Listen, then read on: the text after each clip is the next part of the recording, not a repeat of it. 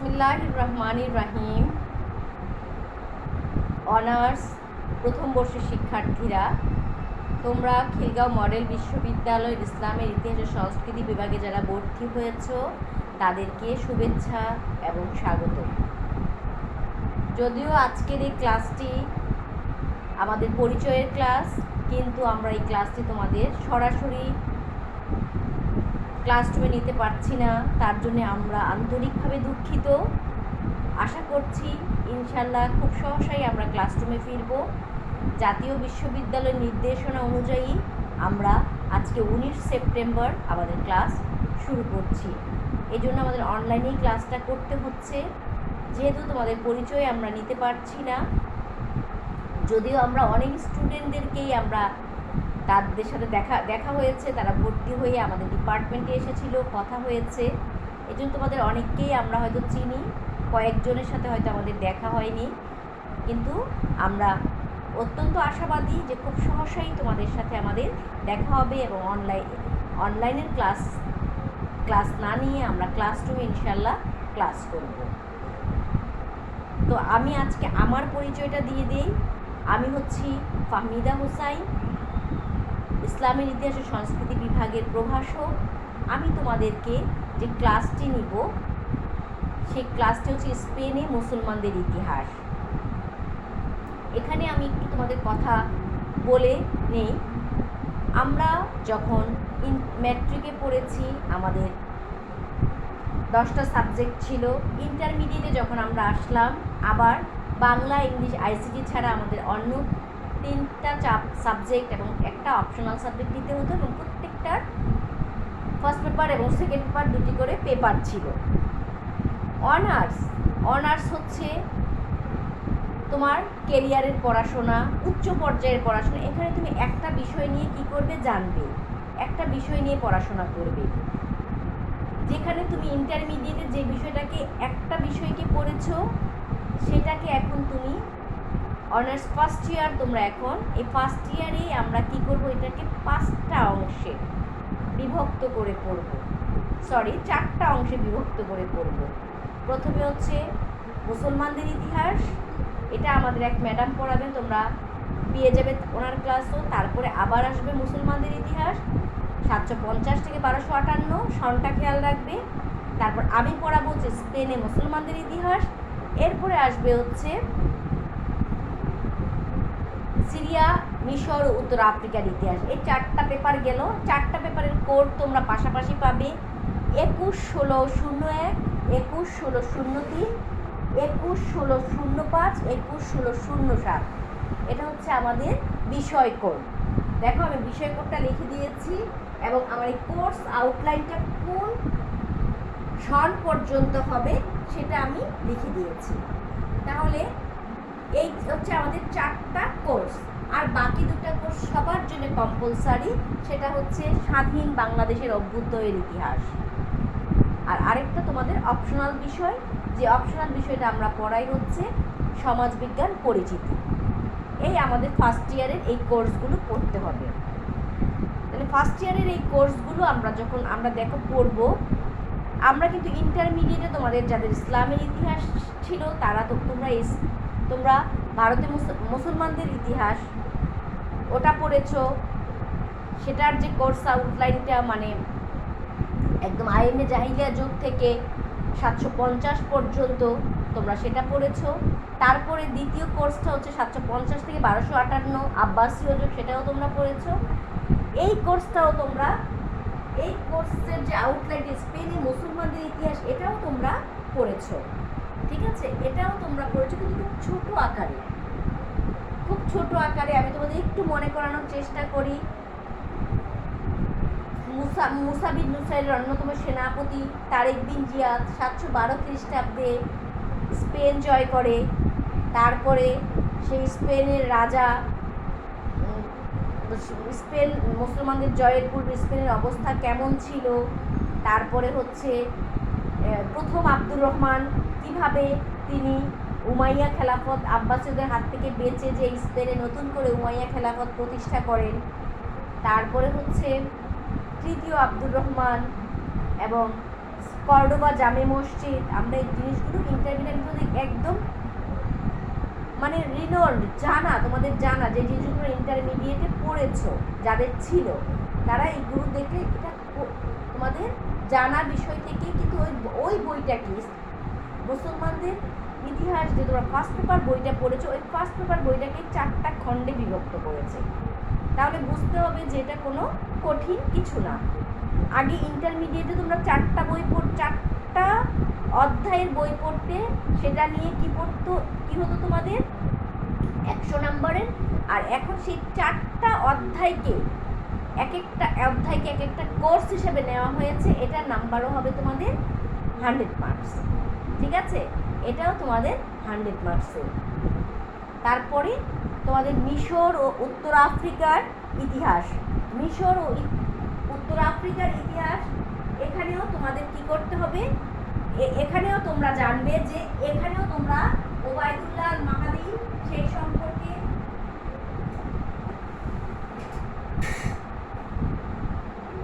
করেছিলে, ওবায়দুল্লাহ আল মাহাদি সম্পর্কে তোমাদের ধারণা ছিল। সেটা হচ্ছে তোমাদের মিশর, সিরিয়া, মিশর, উত্তর আফ্রিকার ইতিহাস। তাহলে তোমাদের দেখতে হবে যে আমরা আজকে তাহলে আমার যে টপিকস বা আমার যে কোর্স, সেই কোর্সটা হবে স্পেনে মুসলমানদের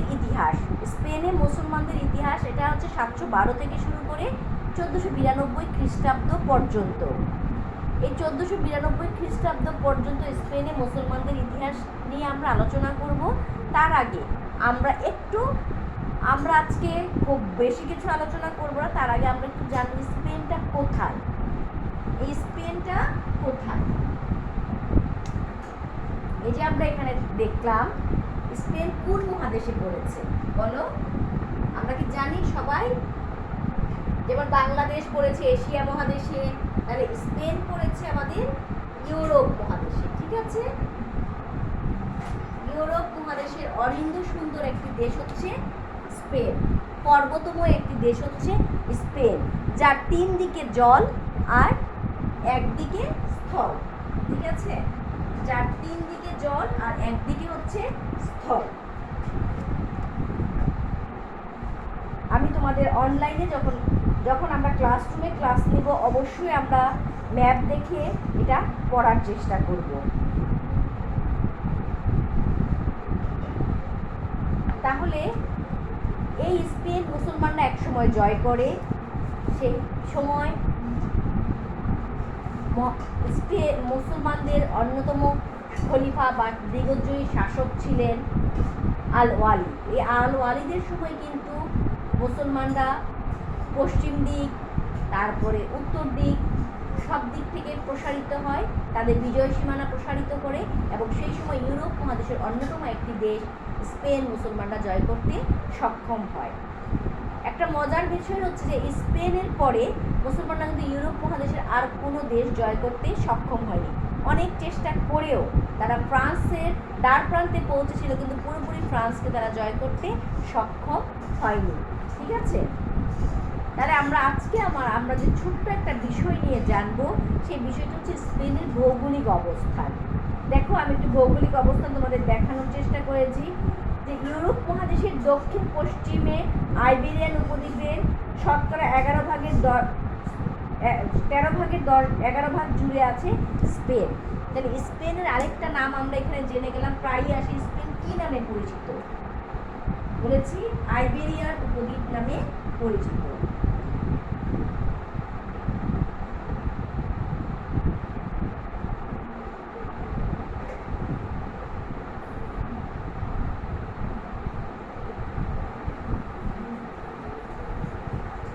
আইবেরিয়ান উপদ্বীপের 13 ভাগের 11 ভাগই স্পেনে আছে, বা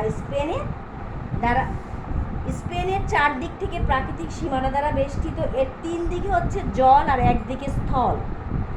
স্পেনের উপদ্বীপের বৈশিষ্ট্যের পরিগ্রহ করে, তাহলে স্পেনের কি বলেছে আমি, 3 দিকেই থাকবে তার জলরাশি আর একদিকে স্থল। সবচেয়ে সুন্দর করে তোমরা দেখো যে আমি একটা ম্যাপ না দেখাতে পারলো, একটা ম্যাপের মতো করে আমরা অঙ্কন করেছি। একটা ম্যাপে 4টা দিক থাকে, উত্তর, পশ্চিম পূর্ব, ঠিক আছে? উত্তর, দক্ষিণ, পশ্চিম, পূর্ব। দেখো উত্তর দিকে হচ্ছে, আগে আমরা পশ্চিম দিক থেকে আসি। পশ্চিম দিকে হচ্ছে আটলান্টিক মহাসাগর, বিশাল এক মহাসাগর। তারপরে পূর্ব দিকে হচ্ছে ভূমধ্য সাগর, এটা উত্তর পশ্চিম, উত্তর আর পূর্ব মিলিয়ে, এই উত্তর আর পূর্ব কোণ মিলিয়ে পূর্ব দিক হয়ে আসছে ভূমধ্য সাগর। এই আটলান্টিক মহাসাগর এবং ভূমধ্য সাগরকে একত্রিত করেছে জিব্রাল্টার নামের একটি প্রণালী, ঠিক আছে? আর অপরদিকে উত্তর দিকের একমাত্র জলভাগ ছিল একটি পিরেনিজ পর্বতমালা, যেটি দণ্ডায়মান ছিল, যেটি ফ্রান্স থেকে স্পেনকে পৃথক করেছে। এই পিরেনিজ পর্বতমালা অতিক্রম করলেই আমরা কি পাবো? ওপারে ফ্রান্স পাবো। তাহলে ফ্রান্সে যাওয়ার একটাই মাত্র পথ ছিল, সেটা হচ্ছে এই পিরেনিজ পর্বতমালা। এই পর্বতমালা পার হলেই আমরা ওপাশে কি পেতাম? ফ্রান্স পেতাম। কিন্তু এটার জন্য কিন্তু মুসলমানদের ফ্রান্স দখল করা সম্ভব হয়নি, কারণ এই পর্বতমালা বেয়ে বা এই গিরিপথ ধরে মুসলমানরা চেষ্টা করেও সফলকাম হয়নি। তারা চেষ্টা করেও কি হয়েছে, যে দেখা গিয়েছে যে তারা এই বৈরী আবহাওয়া বা এই গিরিপথ ধরে তারা চলাচলে অভ্যস্ত ছিল না, যার ফলে অনেক সৈন্য নিহত হয় এবং সেটা মুসলমানদের পক্ষে সেটা দখল করা সম্ভব হয়নি, ঠিক আছে? তাহলে আমরা দেখলাম যে স্পেনের উত্তর পশ্চিম ভৌগোলিক অবস্থানের কারণে স্পেন রাজনৈতিক, সামাজিক, অর্থনৈতিক ও সাংস্কৃতিক দিক দিয়ে আফ্রিকা, ইউরোপ ও এশিয়ার মধ্যে সম্পর্ক রচনায় অবদান রেখে গিয়েছে। এবং স্পেন ইউরোপ মহাদেশ থেকে উত্তর আফ্রিকা, স্পেন থেকে উত্তর আফ্রিকার দূরত্ব ছিল মাত্র 17 মাইল, ঠিক আছে? মাত্র 17 মাইল ছিল। তাছাড়া এর আয়তন ছিল হচ্ছে 5,05,990 বর্গ কিলোমিটার। রোমীয় শাসনামলে স্পেনের রাজধানী ছিল টলেডোতে এবং মুসলিম শাসনামলের রাজধানী কর্ডোবা। বর্তমানে স্পেনের রাজধানী হচ্ছে মাদ্রিদ। তাহলে আমি 3টা বললাম। যখন ভিজিগথেরা রাজত্ব করত তখন এটা রাজধানী ছিল হচ্ছে, দেখো, টলেডো। সবসময় আসবে স্পেনের প্রথম রাজধানী কোথায় ছিল, ঠিক আছে? টলেডো। মুসলমানরা যখন সেখানে রাজত্ব শুরু করে সেটা রাজধানী কোথায় নেয়? কর্ডোভা। আর বর্তমানে স্পেনের রাজধানী, আমি জানি আমার ম্যাক্সিমাম স্টুডেন্ট সেটা বলতে পারে, কারণ তারা খুব ফুটবল খেলা পছন্দ করে।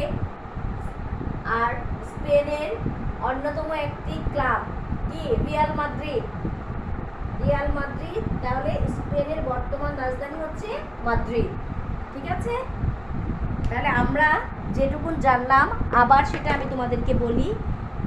স্পেনের মানে পুরো নাম বা স্পেনের পূর্ব নাম আইবেরিয়ান উপদ্বীপ, ঠিক আছে? আইবেরিয়ান উপদ্বীপের 13 ভাগের 11 ভাগ জুড়েই আছে কি? স্পেন। স্পেনের 3 দিকে জল আর একদিকে স্থল। 3 দিকে জল কি? পশ্চিম দিকে আমরা দেখলাম আটলান্টিক মহাসাগর, পূর্ব দিকে ভূমধ্য সাগর, এবং এই পশ্চিম আর পূর্বকে একত্রিত করেছে ছোট্ট একটা প্রণালী, যেটা জিব্রাল্টার প্রণালী নামে পরিচিত। আর উত্তর দিকে দণ্ডায়মান আছে পিরেনিজ পর্বতমালা। এই পর্বতমালার অপর প্রান্তেই হয়েছে কি? ফ্রান্স, ঠিক আছে? এই পুরো স্পেনটার আয়তন হচ্ছে 5,05,990 বর্গ কিলোমিটার।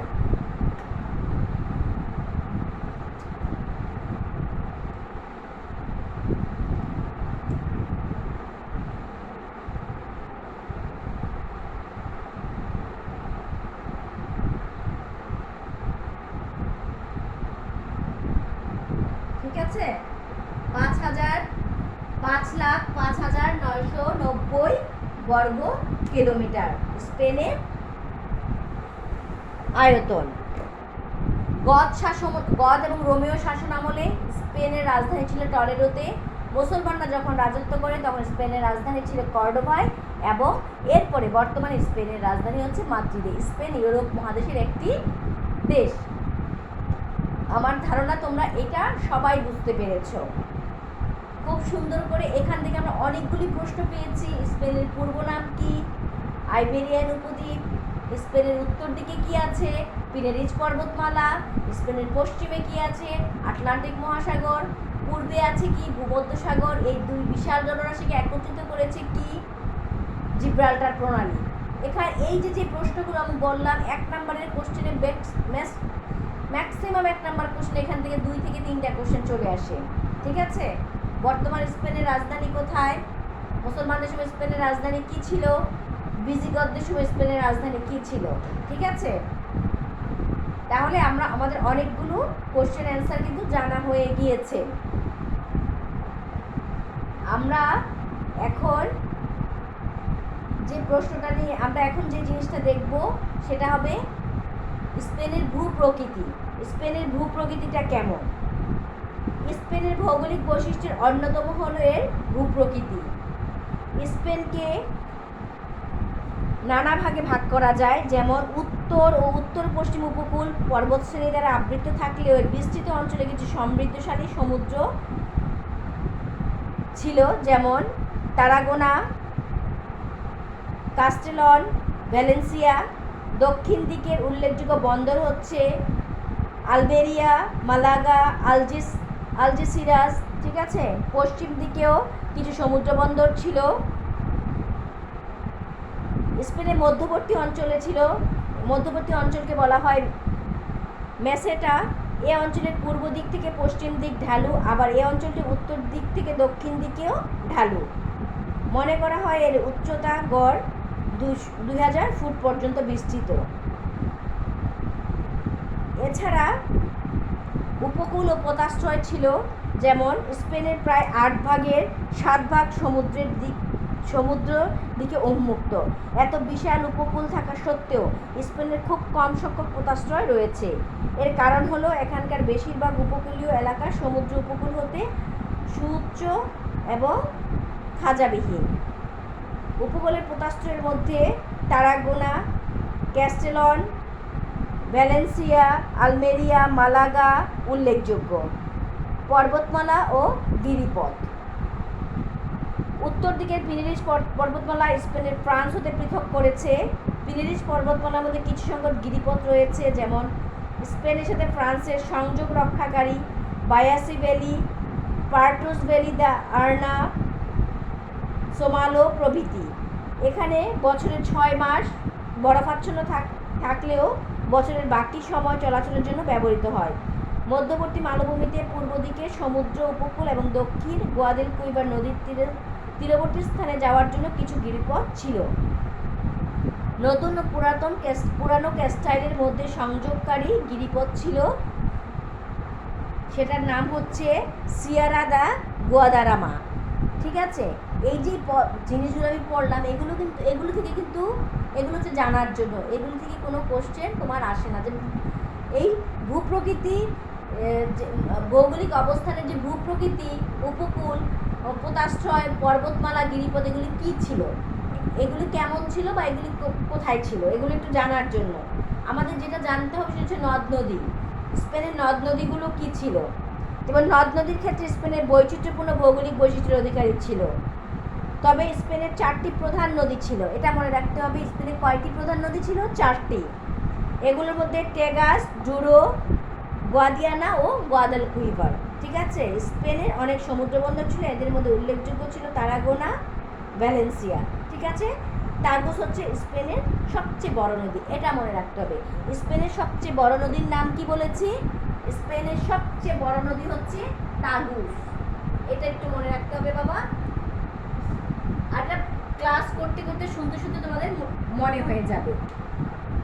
যেহেতু এটা ইউরোপ মহাদেশের একটা কান্ট্রি নিয়ে আমরা পড়ছি, ইউরোপ মহাদেশের একটা দেশ নিয়ে আমরা পড়ছি, তাহলে কি এদের নামগুলো আমাদের কাছে একটু কঠিনই হবে। তুমি যখন দেখো যে আমাদের বাঙালিদের নাম তারা কীভাবে উচ্চারণ করে, তাই না? ওদের প্রনাউন্সিয়েশন দেখলে আমরা বুঝবো যে ওদের না উচ্চারণগুলো কেমন হয়। আমরা যেভাবে করি ওরা কিন্তু সেভাবে করে না, যার ফলে দেখা যায় যে ওদের নামগুলো কিন্তু আমাদের কাছে একটু কঠিন লাগবে। কিন্তু কঠিন লাগলেও তোমরা সব নাম এখানে পড়তেও হবে না, মনেও রাখতে হবে না। আমি যে 2-1টা নাম তোমাদেরকে মুখে মুখে বলাবো, পড়বো, সেটাই তোমরা মনে রাখবে এবং পড়বে। ঠিক আছে? যেমন আমি এখন একটা নাম তোমাদেরকে মনে রাখতে বললাম, সেটা হচ্ছে কি স্পেনের সবচেয়ে বড় নদীর নাম হচ্ছে কি তাগুস। ঠিক আছে। এবার আমরা আসবো স্পেনের আবহাওয়া। স্পেনের আবহাওয়া অত্যন্ত বৈচিত্র্যময়। গ্রীষ্মের সময় গরম উষ্ণতা থাকলেও শীতের মৌসুমে বৃষ্টিপাত হয়। বিশেষ করে শরৎকালে আবহাওয়া আর্দ্র থাকে। দক্ষিণ ও পূর্বে নাতিশীতোষ্ণ আবহাওয়া বিদ্যমান। উত্তরাঞ্চলের বেশি শীত অনুভূত হয়। গ্যালিসিয়া এবং ক্যানব্রিয়ায় অত্যধিক বৃষ্টিপাত হয় এবং মধ্যবর্তী মালভূমিতে বৃষ্টিপাত কম হয়। তাহলে আমরা এক কথায় কি দেখলাম, স্পেনের আবহাওয়া বৈচিত্র্যময়। গ্রীষ্মের সময় যেমন প্রচুর গরম এবং উষ্ণ থাকে, আবার শীতের মৌসুমে বৃষ্টিপাতও হয় এবং শরতের কালে সেখানে কি হয়, আবহাওয়াটা আর্দ্র থাকে। ঠিক আছে। স্পেনের যাতায়াত ব্যবস্থা, যেহেতু স্পেনে কি 3 দিকেই জল, তাহলে মেসেতা মালভূমির সীমানায় অবস্থিত গিরিপথসমূহ বিভিন্ন উপত্যকা, নদী ও নদীর অববাহিকা অনুসরণ করে স্পেনের যাতায়াত এবং যোগাযোগ ব্যবস্থা গড়ে উঠেছে। পার্বত্য অঞ্চল হওয়া সত্ত্বেও রোমান এবং আরব শাসনাধীনে স্পেনের চমৎকার যোগাযোগ ব্যবস্থা গড়ে ওঠে। রোমানদের তৈরি 3টি রাস্তা 372টি শহরের সাথে যোগাযোগ স্থাপন করেছিল। আরব শাসনামলে যোগাযোগ ব্যবস্থার আরও উন্নতি হয়েছিল। যদিও আমরা দেখছি যে স্পেনের 3 দিকেই জল, মাত্র 1 ভাগ স্থল। এই 1 ভাগ স্থলের মধ্যেই কী করেছে, মাত্র 34টি রাস্তা দিয়ে 372টি শহরকে একত্রিত করতে সক্ষম হয়েছিল ওই গথ রাজারাই। এবং মুসলমানদের আমলে সেটাকে আরও তারা কী করেছিল, মুসলিম শাসন আমলে সেটাকে তারা আরও উন্নত করেছিল। ঠিক আছে। আবহাওয়া গেল, এরপরে আমরা যোগাযোগ ব্যবস্থা গেল, এরপরে আমরা দেব প্রাকৃতিক সম্পদ। স্পেন কিন্তু প্রাকৃতিক সম্পদের প্রাচুর্যে ভরপুর একটি দেশ, সমৃদ্ধশালী একটি দেশ, কারণ এটা একটা পাহাড়ি অঞ্চল ছিল। দেশটি পর্বতময় হওয়ার ফলে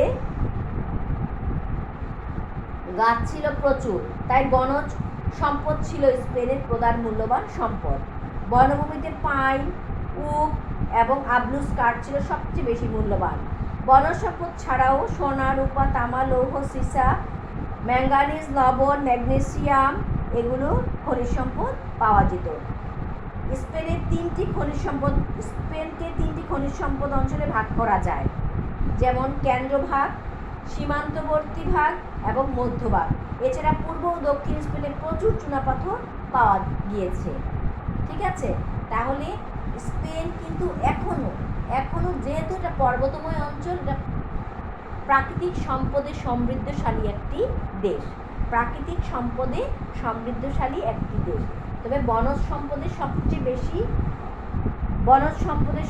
এখানে স্পেনের প্রধান মূল্যবান সম্পদই হচ্ছে কি, বনজ সম্পদ। বনজ সম্পদের মধ্যে বনভূমিতে অন্যতম গাছগুলো ছিল পাইন, ওক এবং আবলুস কাঠ। এছাড়াও স্পেনে সোনা, রূপা, তামা, সীসা, লোহা, ম্যাঙ্গানিজ, লবণ, ম্যাগনেসিয়াম এগুলো, সিলিকেট প্রভৃতি খনিজ সম্পদ পাওয়া যায়। ঠিক আছে। উৎপাদন ব্যবস্থা। আইবেরীয় উপদ্বীপের প্রায় অর্ধাংশ অনুর্বর পর্বতমালা এবং গভীর জঙ্গলে পরিপূর্ণ। 2/5 কম ভূমি কৃষিকাজে উপযোগী। ভূমির বৈচিত্র্যতা, উচ্চতা এবং আবহাওয়ার ভিন্নতার কারণে স্বাভাবিকভাবেই উৎপাদন ব্যবস্থায় বৈচিত্র্য লক্ষ্য করা যায়। দেশের পূর্ব ও দক্ষিণ উপকূলের সমতল ভূমি খুবই উর্বর। এখানে প্রচুর পরিমাণ গম, জলপাই, আঙ্গুর, ধান, কমলালেবু, বাদাম, ডুমুর উৎপন্ন হয়। পার্বত্য এলাকাসমূহ বনজ ও খনিজ সম্পদে পরিপূর্ণ। সোনা, রূপা, তামা, লোহা ইত্যাদি প্রধান খনিজ সম্পদ। এশিয়া, ইউরোপের জীবজন্তু এখানে পাওয়া যায়। এবার আসি আমরা জনসংখ্যায়। স্পেনের সবচেয়ে প্রাচীন অধিবাসী জাতির নাম হচ্ছে আইবেরি। এই আইবেরিয়ান উপদ্বীপ থেকেই প্রাচীন অধিবাসীর নাম কী রাখা হয়েছে, আইবেরি। ঠিক আছে। কালক্রমে এখানে বাস্ক, ফিনিশীয়, গ্রিক, সেন্ট, কার্থেজেনিয়ান এবং রোমানরা আগমন করে। রোমানদের হটিয়ে কয়েকটি বর্বর জাতি এলান, ভ্যান্ডাল, সুয়েভি, ভিজিগত এখানে আগমন করে। সবশেষ ভিজিগতদের প্রায় 300 বছরের শাসনের অবসান ঘটিয়ে মুসলমানরা এই উপদ্বীপের শাসন ক্ষমতা গ্রহণ করে। স্পেনে মুসলমানদেরকে বলা হতো মুর। রোমানদের শাসন আমলে এখানকার জনসংখ্যা বেশ ঘনবসতিপূর্ণ ছিল, কিন্তু বর্বরদের অধীনে বিশেষ করে ভিজিগতদের আমলে জনসংখ্যা বিশেষভাবে হ্রাস পায়। এর কারণ হলো ভিজিগতরা ইহুদি ও বুদ্ধিজীবী সহ বিভিন্ন সম্প্রদায়, শ্রেণী ও পেশার মানুষদের উপর নানা কারণে হত্যাযজ্ঞ চালাতো, যার ফলে দেখা যেত যে তারা সেখান থেকে জোর করে তাদেরকে, বিশেষ করে ইহুদিদেরকে জোর করে খ্রিস্টান ধর্মে দীক্ষিত করত, যার ফলে তারা অনেকেই এখান থেকে চলে যায়, এই অঞ্চল ত্যাগ করে চলে যায়। মুসলমানদের আমল স্পেনের জনসংখ্যা ব্যাপকভাবে বৃদ্ধি পায়। দেশের দক্ষিণ ও ভূমধ্যসাগরীয় উপকূলীয় অঞ্চলে সবচেয়ে বেশি জনবহুল ছিল। দক্ষিণাঞ্চলের অধিবাসীদের অধিকাংশ ছিল মুসলিম এবং উত্তরাঞ্চলের অধিবাসীদের অধিকাংশ ছিল খ্রিস্টান।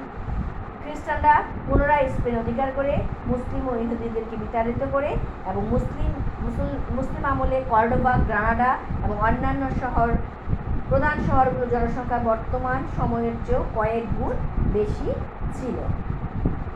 ঠিক আছে, তাহলে স্পেনের অবস্থান সম্পর্কে আমরা জানলাম যে স্পেনে এক সময় বিভিন্ন জাতির বসবাস হয়। সর্বশেষ ভিজিগত 300 বছরের শাসন করছিল ভিজিগত শাসকরা, তাদেরকে হটিয়ে বা তাদেরকে পরাজিত করে মুসলিম শাসকরা ক্ষমতায় আসে এবং এসে স্পেনের অবস্থা এত বেশি উন্নত করে যে তখন স্পেনে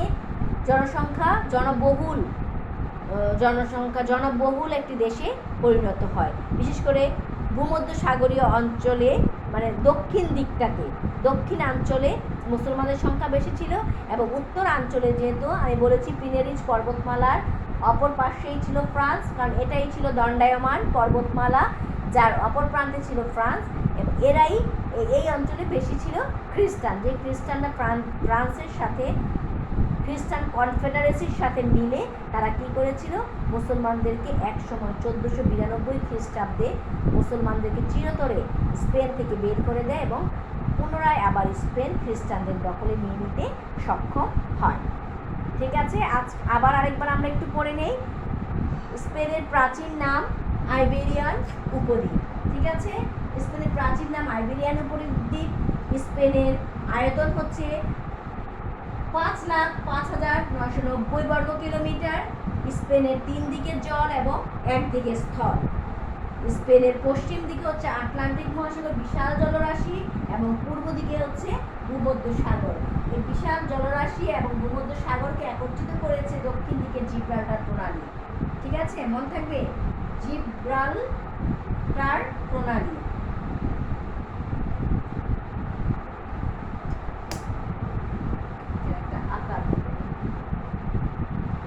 জিব্রাল্টার প্রণালী। আর উত্তর দিকে একমাত্র স্থলভাগ যেখানে দণ্ডায়মান রয়েছে পিনেরিজ পর্বতমালা, আর এই পিনেরিজ পর্বতমালার অপর প্রান্তেই হচ্ছে ফ্রান্স। এটি অত্যন্ত গিরিপথ ধরে যেতে হয়। তাছাড়া স্পেনে ইউরোপ মহাদেশের একটি দেশ, যেটা ভিজিগতদের আমলে স্পেনের রাজধানী ছিল টলেডো, মুসলমানদের আমলে ছিল কর্ডোবা, এবং বর্তমানে স্পেনের রাজধানী হচ্ছে মাদ্রিদ। স্পেনের ভূপ্রকৃতির দিক থেকে আমরা দেখলাম যে এখানে বিভিন্ন ভাগে 3টি ভাগে স্পেনকে বিভক্ত করা হয়েছে। তাছাড়া উপকূল এবং পোতাশ্রয়গুলোতে আমরা দেখলাম যে বিভিন্ন উপকূল এবং পর্বতমালার দিকেও আমরা দেখলাম যে পর্বতমালার গিরিপথ ধরে যেতে হয়। সেই গিরিপথগুলোতে বছরের 6 মাস বরফে আচ্ছাদিত থাকে, পরে আবার সেটা কি হয়, মানুষের চলাচলের উপযোগী হয়। সেই সময় এই গিরিপথ ধরেই তখন মানুষ কী করতো, এই ফ্রান্সে, বিশেষ করে উত্তরাঞ্চলের গিরিপথ ধরে কিন্তু ফ্রান্সে যাতায়াত করতো। নদ-নদী এবং সমুদ্র বন্দরের দিকে আমরা দেখলাম যে নদ-নদীর মধ্যে 4টি নদ-নদী অত্যন্ত বিখ্যাত, তার মধ্যে সবচেয়ে বড় নদী হচ্ছে কি টাগুস। তার সবচেয়ে বড় নদী সেখানে হচ্ছে টাগুস। আবহাওয়ার দিক থেকে আমরা দেখলাম যে স্পেনের আবহাওয়া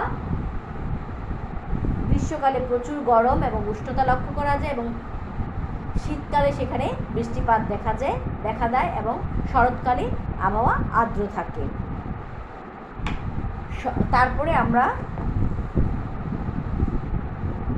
যোগাযোগ ব্যবস্থায় দেখলাম যে সেখানে বিভিন্ন উপত্যকা, নদ নদী, অববাহিকা অনুসরণ করে স্পেনের যাতায়াত ও যোগাযোগ ব্যবস্থা গড়ে উঠেছে এবং পার্বত্য অঞ্চল হওয়া সত্ত্বেও রোমান এবং আরব শাসনাধীন স্পেনের চমৎকার যোগাযোগ ব্যবস্থা গড়ে ওঠে। রোমানদের তৈরি 34টি রাস্তা 372টি শহরকে একত্রিত করেছিল, যা মুসলমানদের সময় বা মুসলিম শাসনামলে আরও উন্নত হয়। প্রাকৃতিক সম্পদ আমরা দেখলাম যে প্রাকৃতিক সম্পদে সমৃদ্ধশালী একটি দেশ হচ্ছে স্পেন। দেশটি পর্বতময় হওয়ার ফলে গাছ ছিল প্রচুর, তাই বনজ সম্পদ ছিল স্পেনের প্রধান মূল্যবান সম্পদ। বনভূমিতে পাইন, ওক, আবলুস কাঠ ছিল অত্যন্ত মূল্যবান। তাছাড়াও সোনা, রূপা, ম্যাঙ্গানিজ, সীসা, লোহা, ম্যাগনেসিয়াম, লবণ এগুলো জন্য কি ছিল, এগুলো ছিল মানে এগুলো পাওয়া যেত। উৎপাদন ব্যবস্থা আইবেরীয় উপদ্বীপের প্রায় অর্ধাংশ অনুর্বর পর্বতমালা এবং গভীর জঙ্গলে পরিপূর্ণ। 2/5 কম বনভূমি কৃষিকাজে উপযোগী ছিল এবং ভূমির বৈচিত্র্যতা, উচ্চতা এবং আবহাওয়ার ভিন্নতার কারণে স্বাভাবিকভাবে উৎপাদন ব্যবস্থার বৈচিত্র্য লক্ষ্য করা যায়। এখানে দেশের পূর্ব ও দক্ষিণ উপকূলে সমতল ভূমি খুবই উর্বর ছিল। কোন কোন অঞ্চলে? পূর্ব এবং দক্ষিণ অঞ্চলে। ঠিক আছে, পার্বত্য এলাকাসমূহে আর এই পূর্ব ও দক্ষিণ অঞ্চলে কি চাষ করা হতো বেশি? প্রচুর পরিমাণে জলপাই, আঙ্গুর, ধান, কমলালেবু, বাদাম, ডুমুর। ঠিক আছে, পার্বত্য এলাকাসমূহে বনজ খনিজ সম্পদ পরিপূর্ণ ছিল। এখানে সোনা, রূপা, তামা, লোহা ইত্যাদি প্রধান খনিজ সম্পদ পাওয়া যেত। আর জনসংখ্যা কি নামে পরিচিত ছিল? আইবেরীয় নামে, এখানকার অধিবাসীরা আইবেরি নামে পরিচিত ছিল। কালক্রমে এখানে বিভিন্ন অধিবাসী বসবাস হয়। সর্বশেষ এখানে গদদেরকে পরাজিত করে মুসলমানরা স্পেনটাকে দখল করে নেয়। প্রায় 300 বছরের শাসনকাল নিয়ে তারা এখানে দখল করে নেয়। গদদের সময় স্পেনে গণবসতি কমে যায়, স্পেনের জনসংখ্যা কমে যায়, কারণ এই গদটা ছিল খ্রিস্টান। তারা কী করতো? ইহুদিদেরকে ধরে ধরে খ্রিস্টান ধর্মে দীক্ষিত করতো। এখান থেকে তারা বাঁচার জন্য বা নিজের ধর্ম রক্ষা করার জন্য তারা অনেকেই এখান থেকে চলে যায় বা অনেকেই হত্যার সম্মুখীন হতে হয়। কিন্তু পরবর্তীতে যখন মুসলমানরা ক্ষমতায় আসে তখন আবার গণবসতিপূর্ণ এলাকায় পরিণত হয় দক্ষিণ দিকটা। দক্ষিণাঞ্চলে এখানে মুসলমানদের সংখ্যা সবচেয়ে বেশি ছিল এবং উত্তরাঞ্চলে খ্রিস্টানদের সংখ্যা সবচেয়ে বেশি ছিল। এছাড়া মুসলিম আমলে কর্ডোবা, গ্রানাডা এবং অন্যান্য শহরগুলো জনসংখ্যা বর্তমানের চেয়ে কয়েক গুণ বেশি ছিল, কারণ মুসলমানদের সময় জনসংখ্যা প্রচুর পরিমাণে বৃদ্ধি পায়। তাহলে আমি তোমাদেরকে আজকে ছোট করে, আমরা যখন ক্লাসরুমে ক্লাস নেব, আমি পড়াটা তোমাদেরকে আবার ভালো করে বোঝানোর চেষ্টা করব। এখনও আমি চেষ্টা করছি, আমি জানি না তোমরা সবাই, আমি আশা করব তোমরা সবাই ক্লাসে অ্যাটেন্ড করবে এবং প্রেজেন্ট ক্লাসে অবশ্যই নিচে তোমার নামটা, অ্যাটলিস্ট নাম, রোল নাম্বারটা দিবে। তোমরা আমাদের পেজে সংযুক্ত হয়ে তোমরা আমাদের ক্লাসে তোমাদের যে উপস্থিতিটা সেটা নিশ্চয়ন করবে। ঠিক আছে, আর আজকে আমি যেটা বললাম, আমি তোমাদেরকে আবার শুধু ছোটো ছোটো যে আমাদের প্রশ্নের ছোট ছোট প্রশ্ন আসে, 1 নম্বরের প্রশ্ন যেটাকে আমরা জ্ঞানমূলক প্রশ্ন বলি বা অতি সংক্ষিপ্ত প্রশ্ন বলি। এই অতি সংক্ষিপ্ত প্রশ্নের মধ্যে তোমার আসতে পারে যে স্পেনের পূর্ব নাম কি? আইবেরিয়ান উপদ্বীপ। স্পেনের আয়তন কত ছিল? 5,05,990 বর্গ কিলোমিটার। স্পেনের উত্তর দিকে কোন পর্বতমালা দণ্ডায়মান এবং ফ্রান্স ও স্পেনকে পৃথক করেছে কোন পর্বতমালা? পিরেনিজ পর্বতমালা। পশ্চিমে বিশাল জলরাশির নাম কি? পশ্চিমে অবস্থিত বিশাল জলরাশির নাম কি? আটলান্টিক মহাসাগর। পশ্চিম এবং পূর্ব দিকের জলরাশিকে একত্রিত করেছে কোন প্রণালী? জিব্রাল্টার প্রণালী। ঠিক আছে, স্পেনের পূর্ব দিকে কোন জলরাশির দণ্ডায়মান বা কোন জলরাশি বিদ্যমান? ভূমধ্য সাগর। ঠিক আছে, স্পেনের সবচেয়ে বড় নদীর নাম কি? টাগুস। স্পেনের আবহাওয়া কেমন?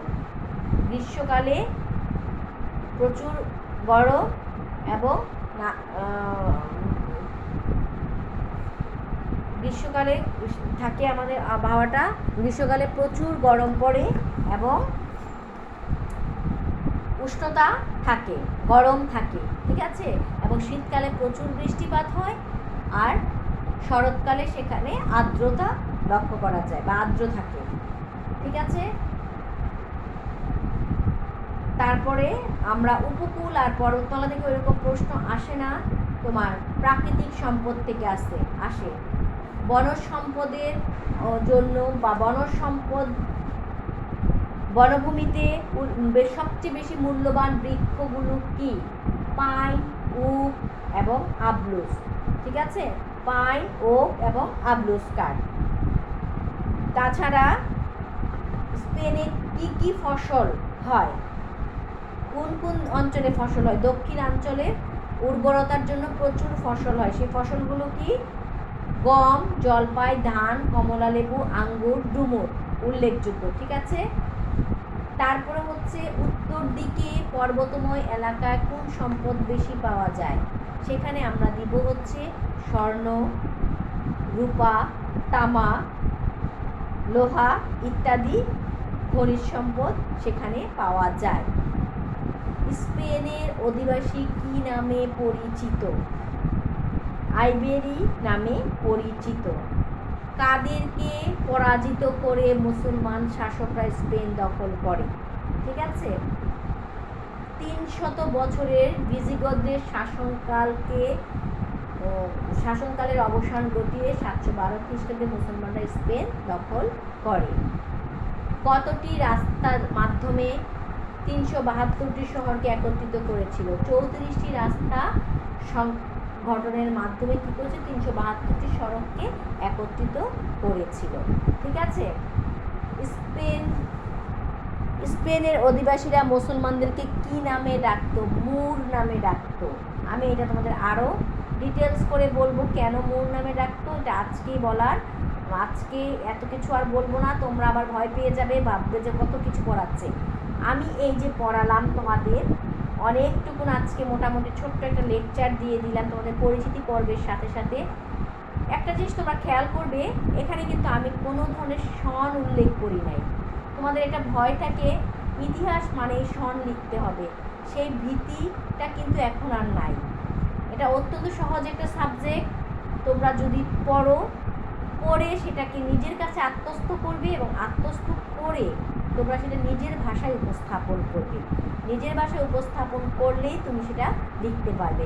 এটার মধ্যে সন দেয়া এত ম্যান্ডেটরি কিছু না, বাধ্যবাধকতা নাই কোনো কিছু। তুমি যদি ভুল কিছু লেখো, ভুলটা টিচারের চোখে সবার আগে পড়ে, কিন্তু তুমি যদি অমিট করে যাও, তুমি যদি সেটাকে বাদ দিয়ে যাও, তাহলে সেটায় কোনো সমস্যা নাই।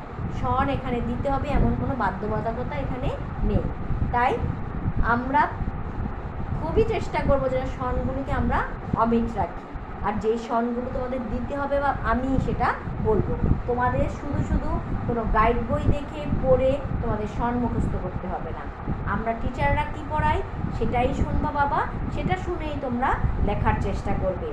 আমি আশা করব তোমরা আমাদের অনলাইন ক্লাসগুলোতে উপস্থিত থাকবে এবং উপস্থিত থেকে আমাদের অনলাইন ক্লাসগুলো করার চেষ্টা করবে। এই আশাবাদ ব্যক্ত করে আমি আজকের মতো আমার ক্লাস এখানে শেষ করছি। সবাই ভালো থাকবে। Thank you all.